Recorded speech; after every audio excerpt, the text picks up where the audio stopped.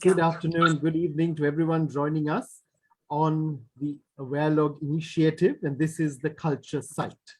On this particular platform, the Awarelogue Initiative aims at looking at varied aspects of culture, how culture connects, diversity of culture around the world from a Sri Lankan perspective, and as well as looking at it from countries around the world which have impacts on each other. We share culture. We have experienced culture. We have a cultural practice that goes back several centuries. And this is where, on the culture side today, we have an author from France who's lived in Morocco, and she's joining us right now from Morocco. She has lived in Pakistan. She has been in Sri Lanka. She has publications which originated during her travels around the world.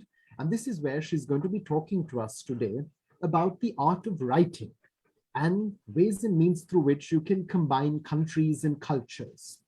There's no one better that I could think of when I look at people who have integrated with Sri Lanka from overseas. Laurence was in Sri Lanka at the time of the writing of her book that she will be speaking to us about shortly as well.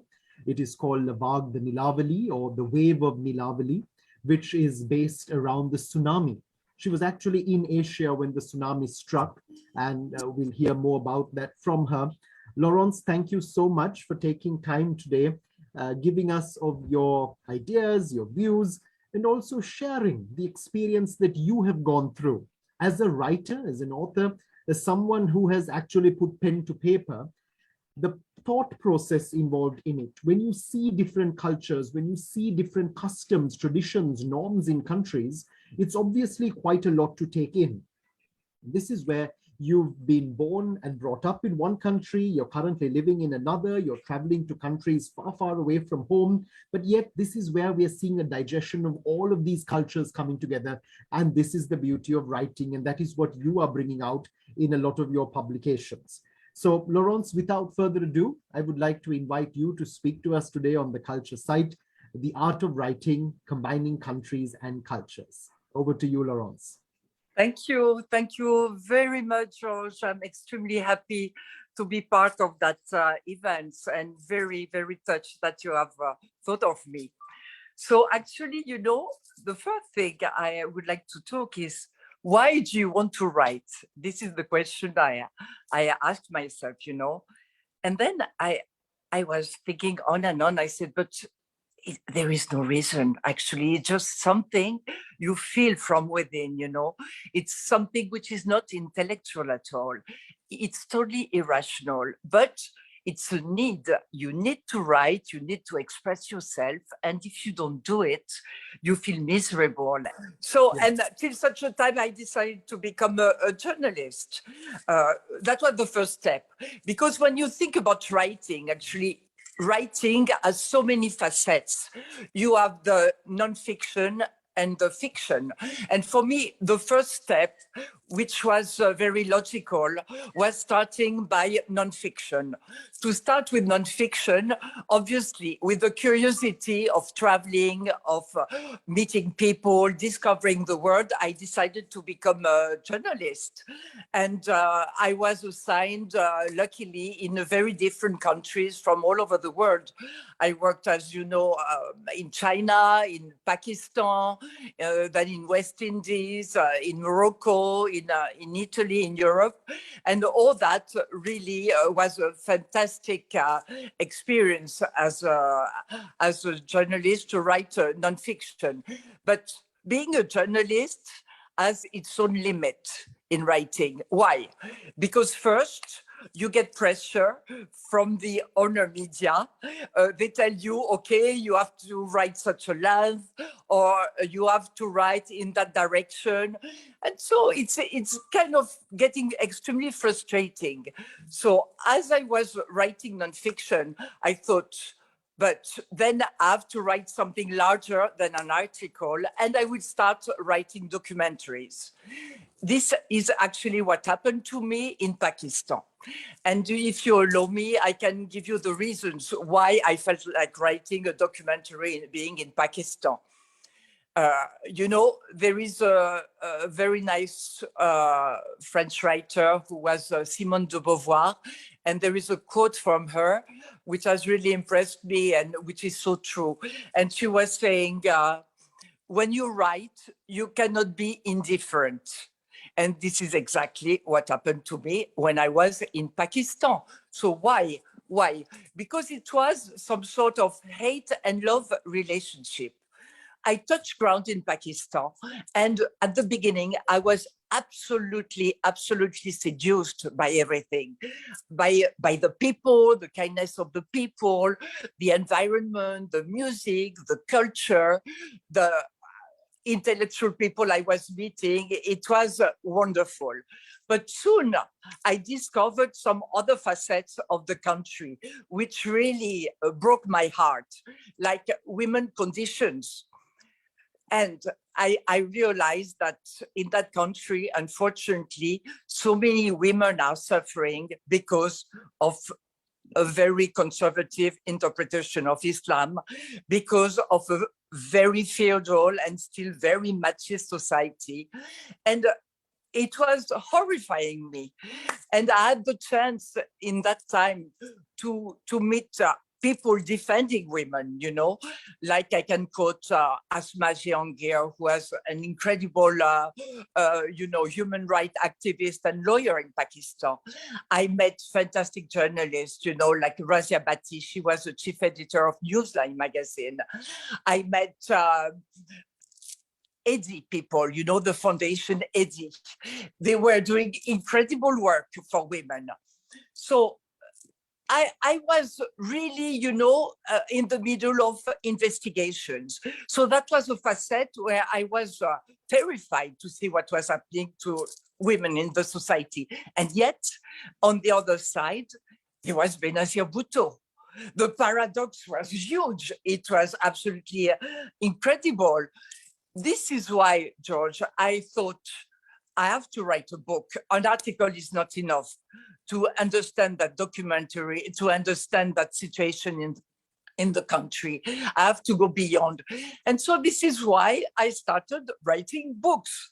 From article, logically, I went into documentaries.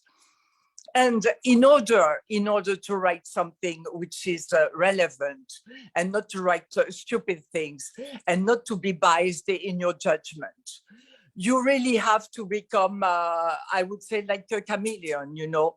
You have to try to forget about your own civilization, reference, cultural codes, and try to have, not to have judgment to a certain limit, you know. Try to see the world from different perspectives, from different philosophy, from different religion also. So this is what I try to do in Pakistan, you know. And, you know, my book was published in 1997, the book I wrote on Pakistan, Benazir Bhutto. Then it was republished, unfortunately, when she passed away. And still today, when I read, you know, what I wrote about the country, I was not wrong, you know. And why I was not wrong? Because I spent time enough in the country to be able to understand the culture, you know. So that was my, let's say, that nonfiction experience. So obviously, you know, when you write nonfiction, there are always some elements of fiction. And so slowly and gradually, it has led me to write fiction. But writing fiction, you enter a totally different world. It means, like writing a novel, you become an artist. You become an artist. You become a painter, you become a director, you talk about colors, your description of landscapes, you become a psychoanalyst, you have to jump into the characters you're writing on, you know. It's something which is absolutely huge. And I must confess, George, writing a novel, writing The Wave of Nilaveli, which was my first novel, was the most beautiful experience of my life. It was something, it's almost mystical. Let me tell you why. You know, first of all, you need to have an idea. You need to have an idea of a story, obviously. And only maybe very important events in life or very important emotional shock can push you, can give you the drive to write a story. So I was in Paris, you know, at the time of the tsunami, Christmas 2004. I was terrified. I was absolutely devastated, like everybody, to see. Ah mince. Comment je fais pour refuser? Ça a coupé, c'était un appel. Sorry, sorry. Can you hear me? Ah, je l'entends plus. Yes, we can. Good, good, good. So I was absolutely devastated.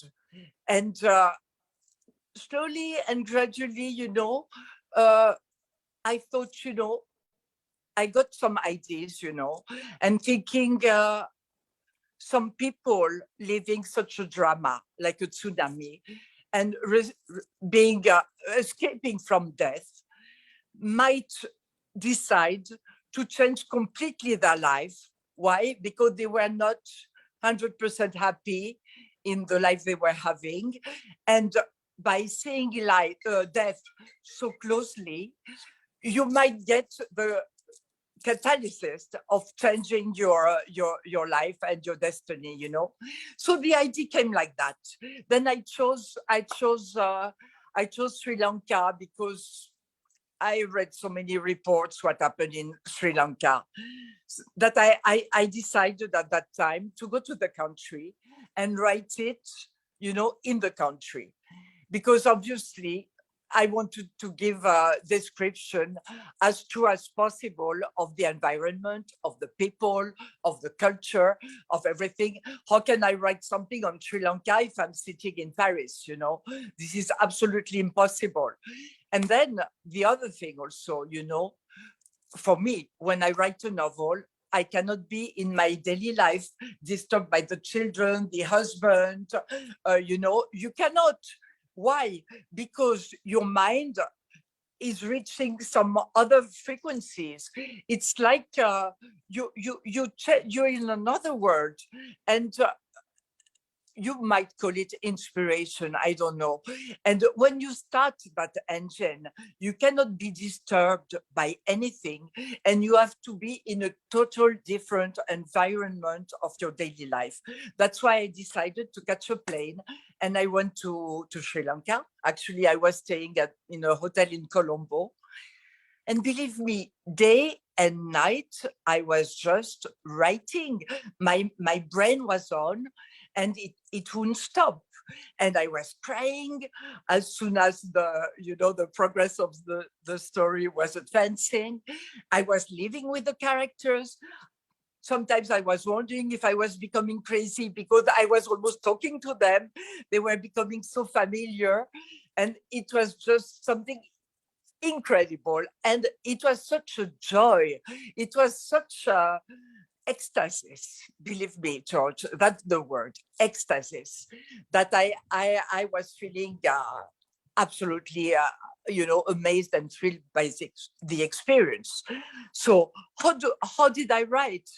Well, I was writing, I think, one chapter a day, you know. Then you write the chapter and you have to come back on it and on till such a time you feel within yourself, it's perfect, it's good, it's right. The words are right, the colors are right, the metaphors are right, and you're satisfied with it and you go on. It's like being a goldsmith for me. I came back on and on and on and on all the chapters, because writing a novel for me, it's also like playing music. You need to have rhythm, or being a director, like I was saying, you need to see the landscape, you need to see the colors, you need to smell the perfume of the scenes you're describing, you need to go in the psychology of people. I mean, it's so vast and so rich that this is it. I mean, it's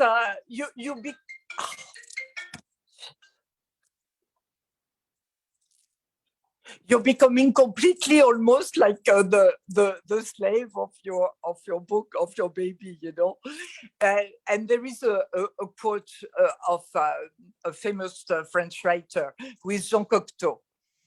He was saying, writing, it's so true what he said, writing is an act of loving.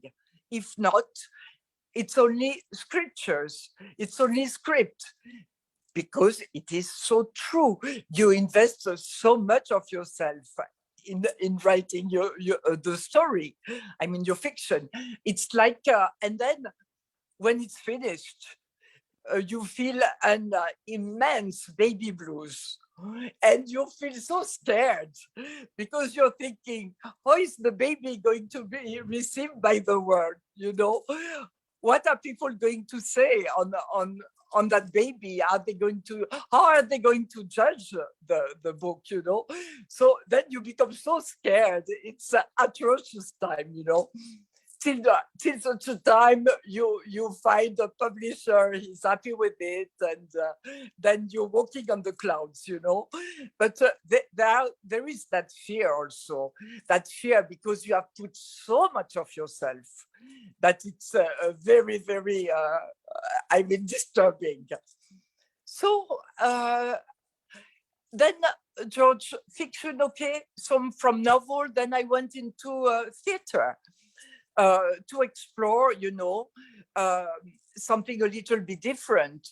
And writing theater was, writing a play was something incredible for me, amazing experience, because your words are actually becoming alive when the play is on stage, you know, and it's just an incredible feeling.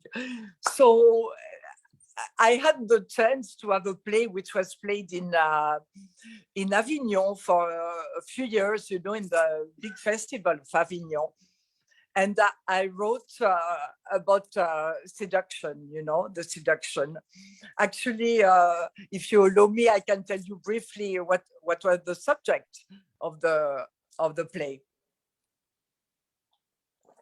Subject of the play was two women were in a waiting room of a surgeon for aesthetic surgery. One is a woman in her mid-50s. She has been a very beautiful woman. She's aging, so she's feeling uncomfortable because of that. She has lost a little bit of power of seduction. And so she wants to, you know, feel very comfortable with her looks again. And she decided to go for a lifting.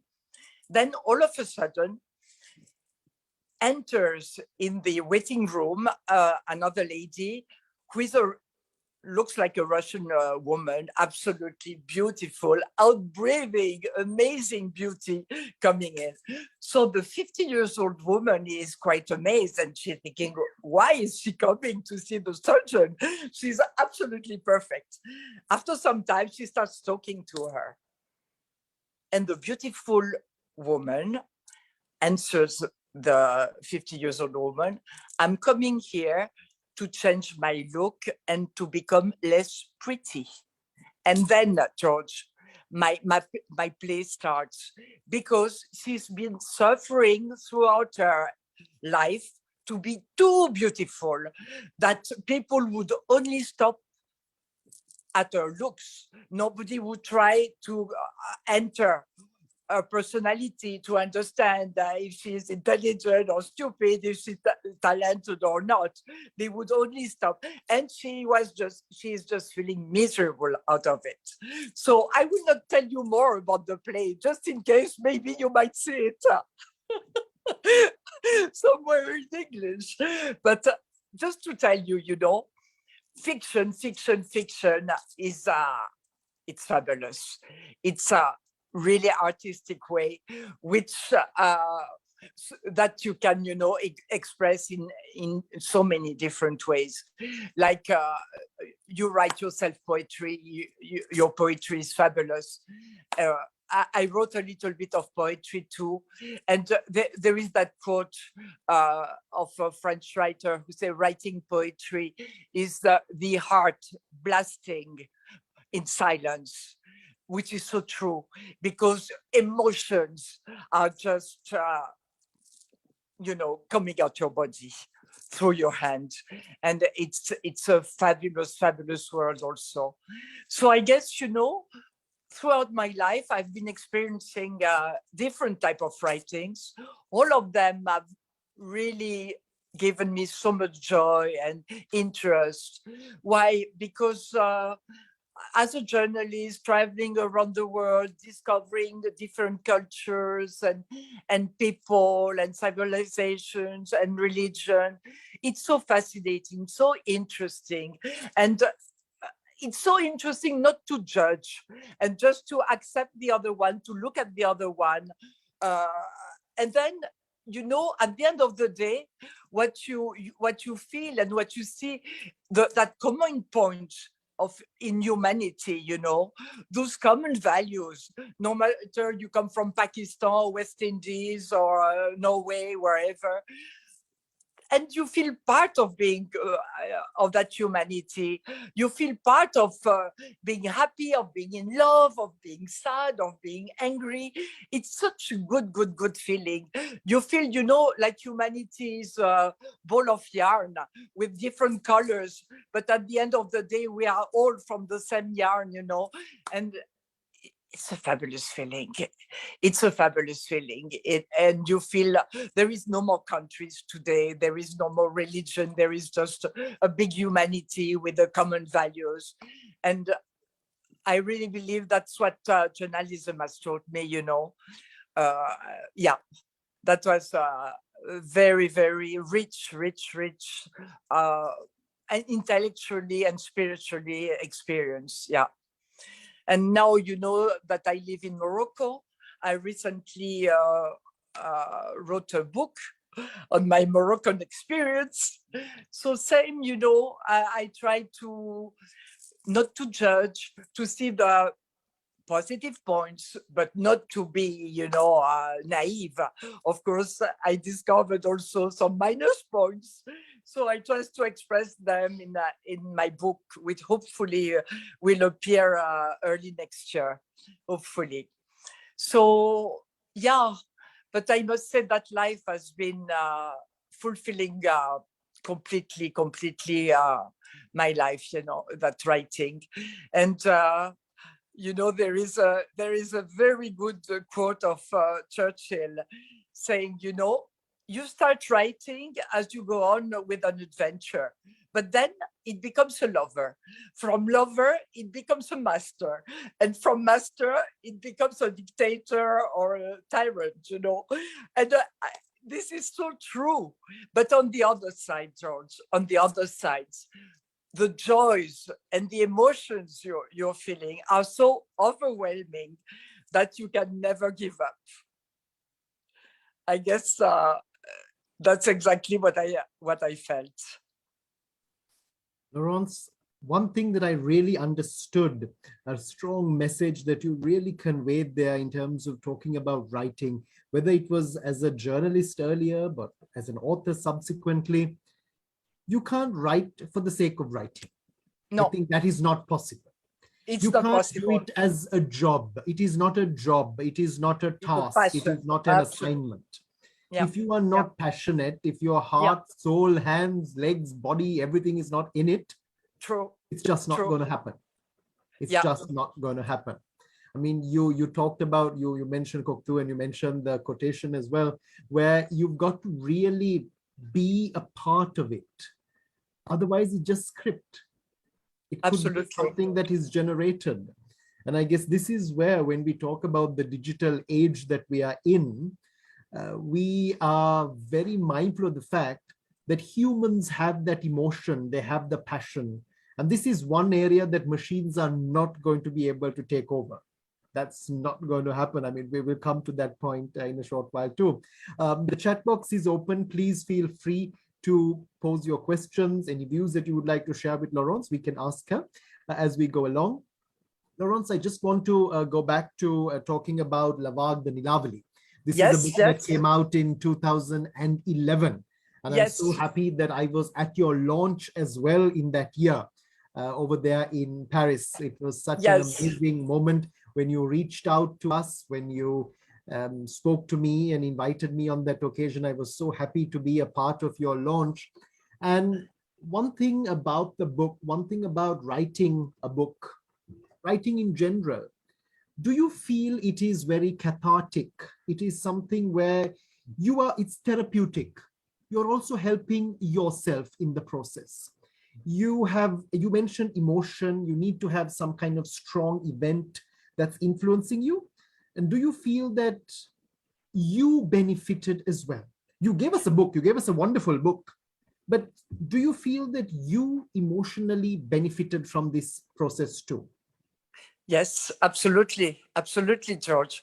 Because actually you put a little bit of yourself, of your beliefs in all the characters of the book, you know, and it is a way of expressing what you deeply believe in. So definitely you benefit from it. Yeah. That's what like the main character who is a man. And it was easy for me to put my belief because he was a man, you know. So yes, absolutely, absolutely. It's helping you to articulate your beliefs and to see things more clearly, maybe, and to express your absolutely your beliefs. Yeah, absolutely. It's kind of catharsis. Yeah. So Kalana has sent in a question, Laurence, where he has said, Yeah. what one piece of advice would you give to someone who is thinking of starting a career in writing or to launch into writing? One piece of advice. One piece of advice: write about something he feels. Write about something which is giving him passion, which is touching him, touching his heart, and then just start and go. Go, go, go. No hesitation. But he has to find the subject, like Beauvoir was saying, Simone de Beauvoir, you cannot be indifferent. You cannot be indifferent. Whatever you choose to write on, you cannot be indifferent. Mhm. So choose your subject, don't doubt, trust yourself, and just go. And just go. Yeah. Superb, superb. So Achala is asking this question, and she says, if you write a book about someone who is suffering from verbal abuse, struggles to walk, and it's a fine between sanity and insanity character, if the reader interprets her actions as someone who is mentally unstable, would you as the author be disappointed about not conveying a particular message? How do you at that point, Laurence, disconnect? Once you have written it, it is open to interpretation. People can interpret it any way they want. You are not True. in control at that point.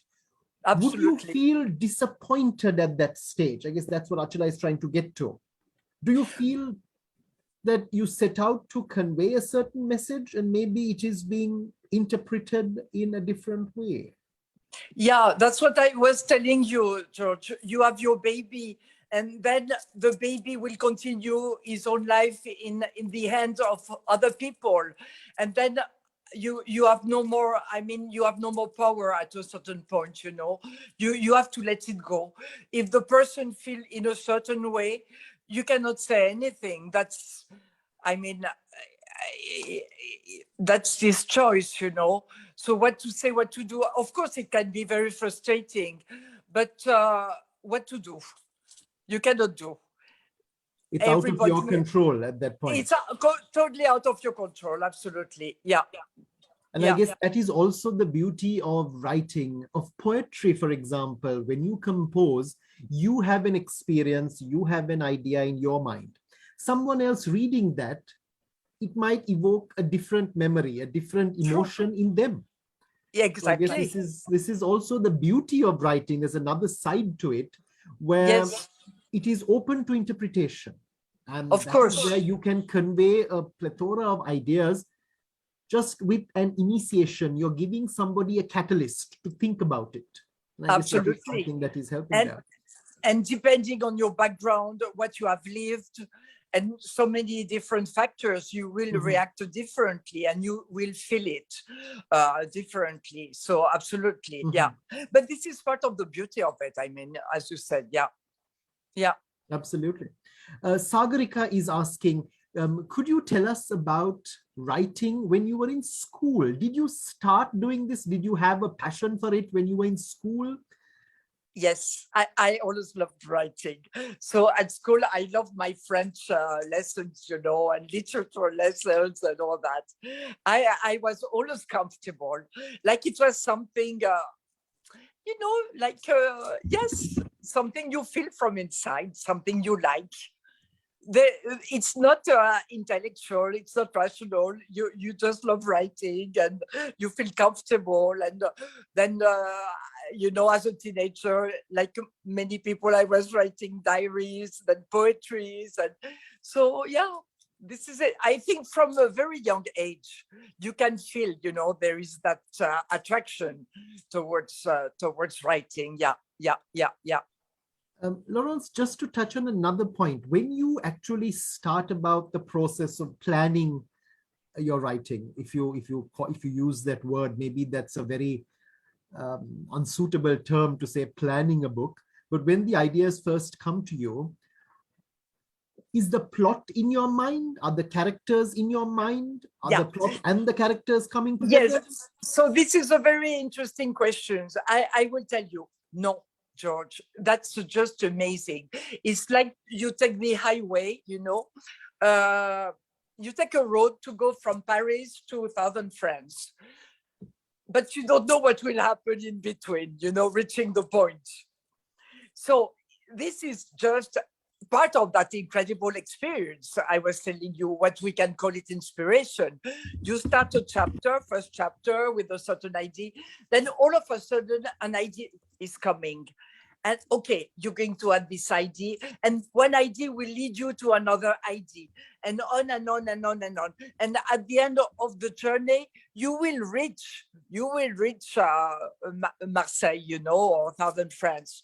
This is it's something like, you really, believe me, George, at some point, almost I was feeling that the words or the ideas were not coming from me, you know. Like, it was something really inspired, and I was only writing, you know. That was incredible, almost like being in a trance. So no, I didn't have a total structure. I just started the book. I knew the general idea I wanted to express. I know more or less how it would end, more or less. I was not too sure. And then as I was writing, I mean, the ideas were coming and the book was advancing. But I don't know, some other writers might work in a very different way. But for me, it was like that. No, it was not planned. I just had a few ideas I knew, and then ideas were coming on and on. Yeah. Dasuni is asking the question, do you believe that there is something that we could term unsuccessful writing? I mean, can there be unsuccessful writing? And if so, what would you consider to be unsuccessful? Is that even something that we should consider? Yeah, maybe if nobody is appreciating what you have been writing, that you can feel, your ego might feel, you know, very hurt, of course. But success is so relative. I mean, if you're happy with it, it's already a success, you know. If you feel you have given the maximum of what you could give and you're happy with it, this is already a success. Then there is something you cannot control, is the reception. Some people are going to like it, other people will not. Some people are going to hate you because of their own background and experience and life. Other people will love it. So no, I cannot. I think that it would be unsuccessful if you're not happy with yourself. If you're feeling that you have not, if you didn't go till the end of what you could give, you know, this would be maybe unsuccessful in that sense, you know. Probably if you feel that you could do more, you can Oh, contribute absolutely. more. Or you could do Probably something better. better. Yeah. So Ruchini is asking, have you ever changed a topic you were writing on halfway through it? Have you given up? Have you felt, no, this is not going to work? No, because I never, when I choose a topic, it's not because I'm not thinking it's going to work or not to work. I do it because I want to do it, because I have a motivation, because I have that urge to write about the subject. So no, whenever I choose a topic, it's because I'm very interested in it. Absolutely. And I want to express it. So like, I don't know if I've told you, you know, I've been writing, I've been having inquiries on the gypsy word for so many years. Actually, that's my next book, you know, maybe a musical play and short stories about the gypsy words that I know very well, because as a journalist, I worked with those people for almost 10 years. So this is just an example. Gypsy word, it's a passion for me. Definitely, I will not change my topic. I will one day write about it, you know. So no, no, as long as you have that engine and that passion, you have the motivation and you don't change topics. Yeah. Absolutely. Laurence, from one book to another, how long does it take you to transfer from one book to another, to actually start thinking afresh? Actually, there is no rule, George. Because when I was writing the novel, I was writing at the same time the play, you know, because it's a totally different world. And sometimes, you know, you need maybe 1 or 2 years of non-writing to be able to have the energy to start writing again, especially writing novel. My God, it is so exhausting. It is just unbelievable. And at some point you just wonder, why do you torture yourself this way? Why in the hell are you writing? Just to suffer this way, you know? It's something very, very tiring physically, emotionally, physically, mentally, you know? So there is no rule. There is no rule. Yeah. So Kalina's next question, I guess, ties up to what you just said. What have been some of the challenges you have faced in your literary life over your career of writing? Well, the challenges, I would say, what is, first of all, you have the fear, you know, in the middle of the book, if you don't know how you're going to end the book, you say, is it going to be good? Am I going to get the right idea to finish my book? This is absolutely scary, you know. And after, even though when I write, I don't write to be successful or to be very famous. Basically, I write because I feel like writing, and this is the main point. But yet, at the end of the day, when the book is over and you start sending it to publishers, there is a fear, you know, the fear of the judgment, and you feel uncomfortable, and you're so happy when they like it, they appreciate, and you feel so hurt when they don't. So this is something also, you know. Why? Because you have put so much of yourself in it. So yeah, this is, but what to do? This is part of the process. Absolutely, absolutely. There's no, I mean, there's very famous saying, no pain, no gain. You go through something really tough, but the result at the end is amazing. And that's the most important thing. And especially when it comes to writing, you are leaving something behind that will be read long after you are gone. And this is the beauty of writing, and it is preserved for a long period of time. Laurence, just to go back to some of your experiences in Asia, you lived in Pakistan, you've been in Sri Lanka, you've traveled across this region, you knew Benazir Bhutto personally. This would have been very influential on your take. You mentioned, for example, in Pakistan, certain issues that you were trying to address that you saw. Everything is not always rosy. Obviously, when you look at a picture, when you are in a country, you begin to realize that there is a harsh reality as well. Yes. And it can be quite sensitive, it can be quite controversial. How do you distinguish at that point, Laurence, as someone who is coming into the picture, coming into a country, into a culture? How do you make a distinction of what can and cannot be included? Do you censor yourself? Do you go ahead and write whatever you feel? What is that process, Laurence? Yeah, like I was telling you, George, I was trying to certain limits to be like a chameleon, to try, okay, to forget about that Western journalist who is coming all of a sudden coming to Pakistan with her own reference and codes and who is going to judge. No, try to understand. But at some point, there are some limits, you know, like women have been for me always a subject, you know. And when you see the injustice, the unfairness, the way they are treated, you have to react. You have to react. So you just write with your gut, you know. And I was saying Benazir on the other side, being a woman in Pakistan, how come she could become a prime minister with the background and the, I mean, so it was so interesting, so interesting. So I was just writing very instinctively, you know, because this is the reality. I mean, you cannot say, okay, I have to limit myself and this and this and that. No, no, no. When you see women which are completely burnt with acid because the husband is not happy with the curry, or you see women stoning to death because the neighbor has seen her looking at a man as she, that's what he said, as she was walking out. I mean, this is too much. You cannot take those things, you know, so you have to write about it.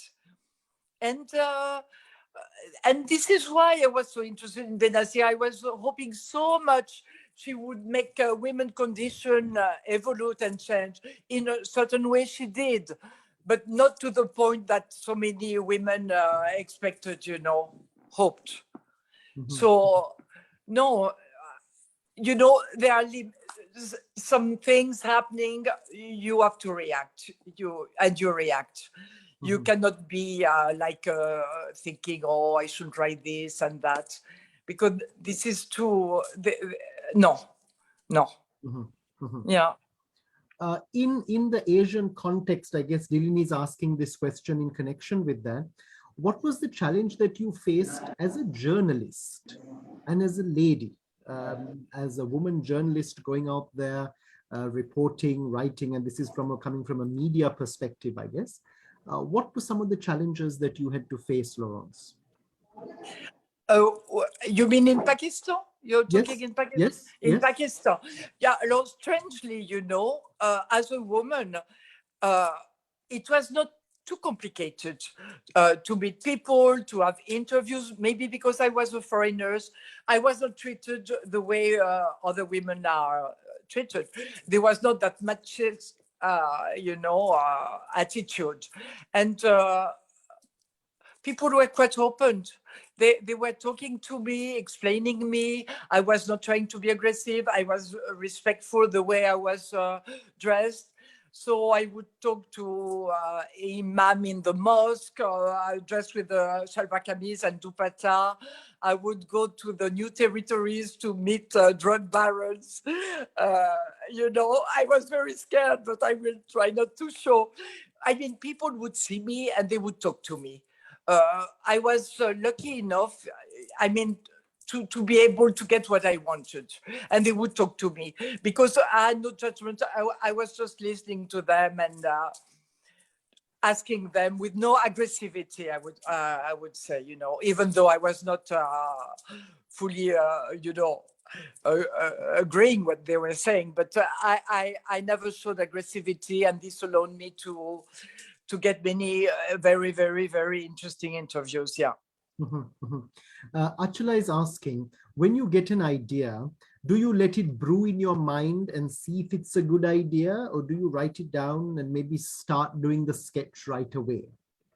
I guess this is also coming from that point, Laurence, where sometimes you get a bright idea at a weird time. You are having a shower, you're walking on the road, you're doing something, you think, it's something of interest to go into those areas. And then if you don't act on it straight away, it might fade. Do you have that problem? Do you face that problem? Sometimes, yes. This is funny because sometimes I get ideas of that sort during the night. So all of a sudden I'm waking up, writing it down because I'm so scared that in the morning I might have forgotten, So yeah, when you have brilliant ideas or something very coming, I write it down. But I would say that normally the idea, it's like you plant a seed, and the seed will grow and develop into a plant, and there is a a process of maturation which is coming after. Yeah. But true, this might happen in the shower or as you drive or, or in a plane, very often as you drive, because if you don't listen to music, you're just driving, then there is a space for ideas in your mind, you're not thinking anything, you're just driving mechanically.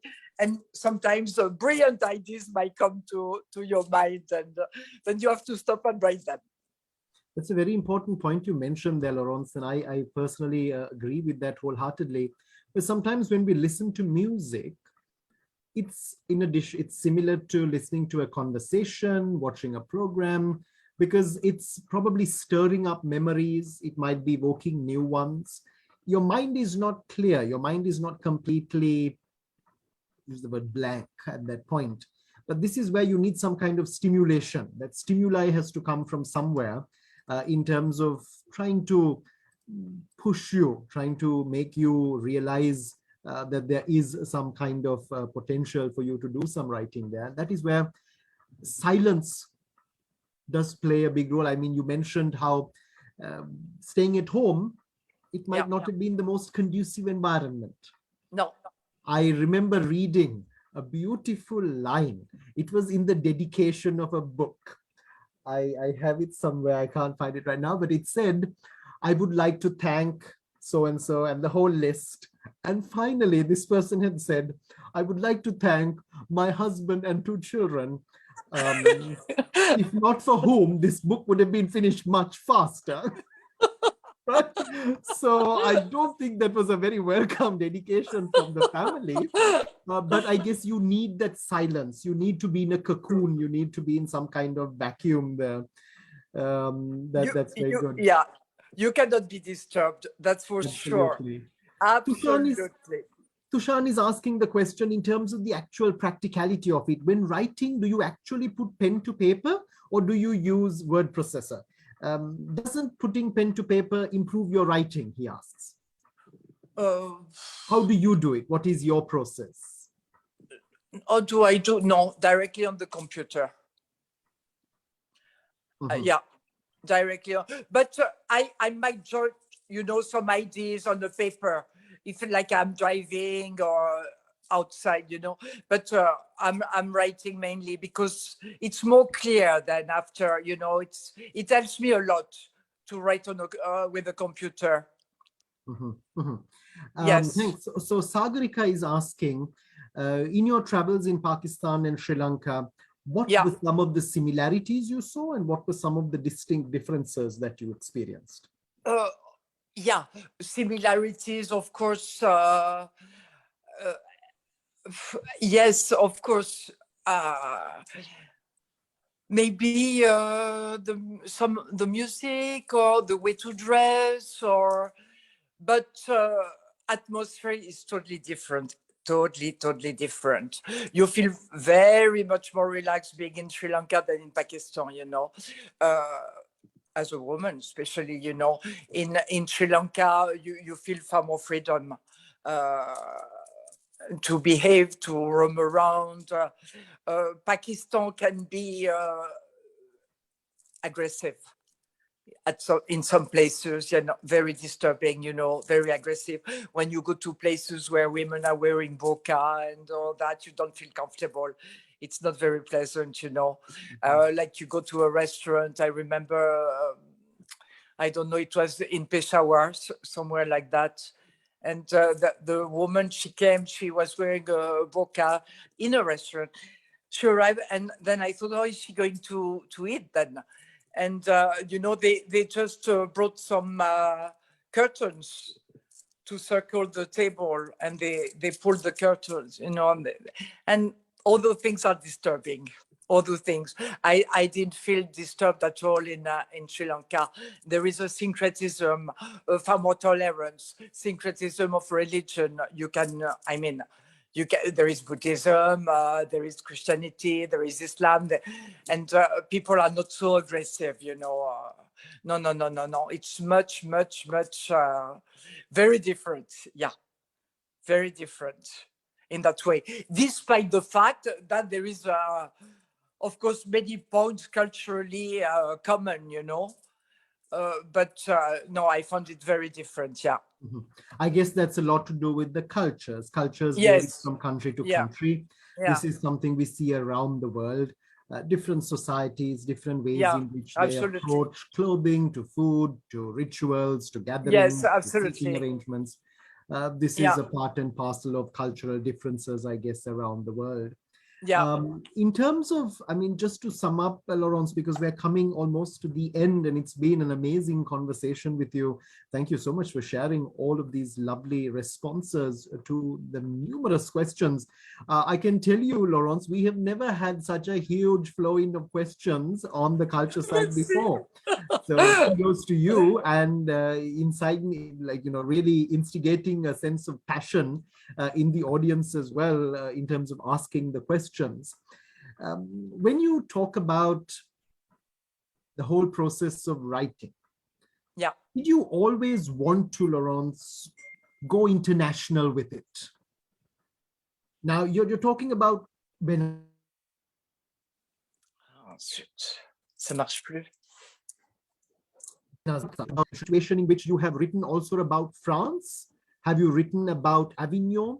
I know the stories also have a connection to France. For example, I won't ruin the plot, but in your book, it's about a French plastic surgeon coming to Sri Lanka.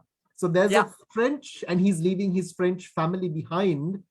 And that's just the beginning. That's a teaser there. But have you delved deeper into France and French culture, and maybe integration in France? Have you done that? Not really, actually. I don't know why. I've always been interested in abroad. It's true. Yeah, this is a very good question. No, not really, despite the fact one of the characters in the Wave of Nilaveli is a French person who will decide to go alone for Christmas to Sri Lanka. But it's so, of course, I am talking about his life in France and the way, in the bourgeois society he lives, and on his way to think. But no, France has a little part. In the last novel also, I'm talking a little bit about France, and some characters from France, but not so much. Like if exoticism is really pulling me, I don't know. Maybe because I always loved discovering something different. Yeah. Mm-hmm. No, this is true. I could have written on French culture. Well, of course, as a journalist, sometimes I had a very French subject to write on. But I'm interested in what is happening around France, beyond the borders. That's amazing. That's amazing. That's part of international engagement, collaboration, going out there, seeing the world, experiencing it, widening your horizons. And that's exactly what you have done, Laurence, in your years of travel, in your years that you have lived outside of France. And I guess you've accumulated quite a few years out of France rather than in France. So this itself would have been quite an experience for you, because the more you see, the more you experience, the more you realize that there is a lot more that we probably don't know. And this is also the beauty of education, I guess. When you educate yourself, or when you try to go in pursuit of education, the opposite of that is where we say ignorance is bliss. You don't know what's out there and you don't care and you just continue living. But when you do know that there is a lot more, it inspires a certain degree of inquisitivity, I guess, curiosity. You want to understand better. That comprehension is something that probably can't be described. And I certainly, listening to you and having known you for such a long period of time, one thing I see is in your travels, you're looking for the untold story, you're looking for various aspects of life in these countries. And that's really encouraging. And that's encouraging. And we have a lot of people who are joining us today who are very interested in writing themselves. So they should do. They must do. They must do. Absolutely. Yeah. So listening to you, I'm sure that passionate nature, I guess the most important ingredient for a writer, an author, is passion. Yeah. Wanting to, and as you said, you mentioned to Kalana earlier, you said an important thing is to write on something that you know about, that you want to experience and share those ideas. Sure. Laurence, just one final thought that you would like to leave with us. You've traveled, you've written, you've experienced quite a bit of life in several parts of the world. What is one memory, one moment that you would like to leave with us out of all of your travels, wherever you have been, and which has inspired your writing too? Yes, one memory, maybe, you know, I met some people who really, really, really sacrifice themselves and their lives for the others. And so, you know, I'm talking about, now he passed away, you know, Eddie Sadar, Abdul Sadar Eddie in Pakistan, and his wife Bilkis. That kind of meeting, I'm thinking of them maybe because we're talking about Pakistan.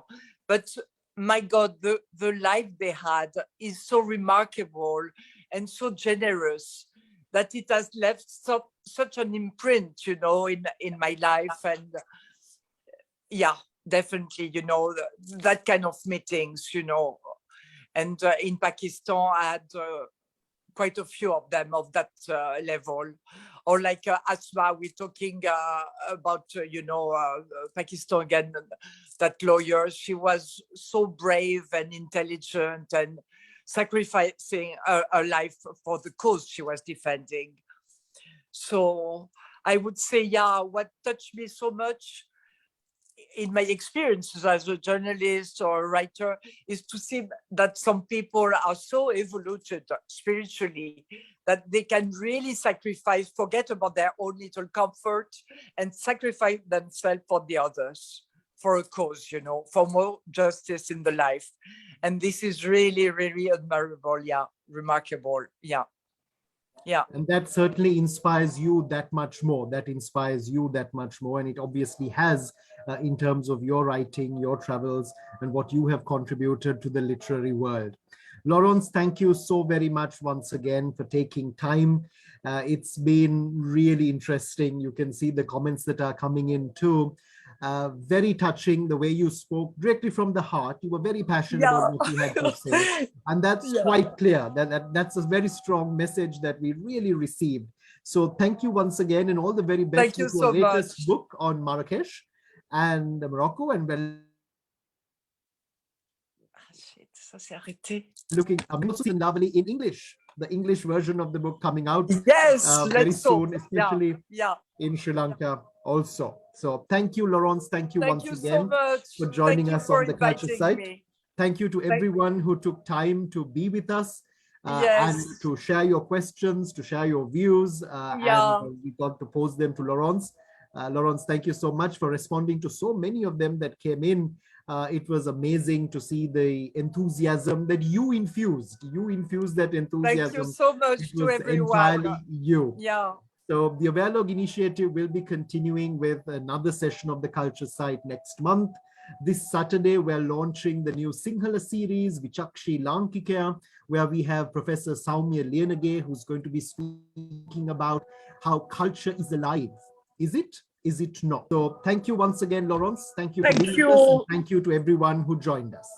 Have a pleasant day. Bye-bye. Bye-bye to Bye-bye. everyone. Take care. Thank you so much. You. Bye. Thank you very much. Bye-bye. Bye-bye.